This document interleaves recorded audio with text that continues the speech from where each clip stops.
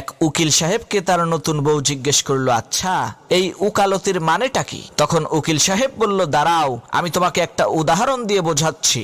ধরো আমার কাছে দুইজন লোক আসলো, একজন খুবই পরিষ্কার পরিচ্ছন্ন আর একজন খুবই অপরিষ্কার নোংরা।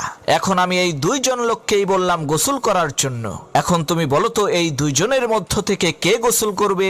তখন সেই উকিল সাহেবের বউ বলল, কেন ওই নোংরা লোকটি গোসল করবে? উকিল সাহেব বলল, না ওই পরিষ্কার লোকটি গোসল করবে, কারণ তার গোসল করার অভ্যাস আছে। আর ওই নোংরা অপরিষ্কার লোকটি তো গোসলের মর্মই বোঝে না, ও গোসল করবে কেন? উকিল সাহেব আবার তার স্ত্রীকে বলল, এখন বলো কে গোসল করবে? উকিল সাহেবের স্ত্রী বলল, ওই পরিষ্কার লোকটি গোসল করবে। উকিল সাহেব বলল, না বরং ওই নোংরা লোকটি গোসল করবে, কারণ তার গোসল করার প্রয়োজন, আর পরিষ্কার লোকটির তো গোসল করার প্রয়োজনই নেই। এরপর উকিল সাহেব আবার বলল, এখন বলো কে গোসল করবে? তখন উকিল সাহেবের স্ত্রী বলল, ওই নোংরা লোক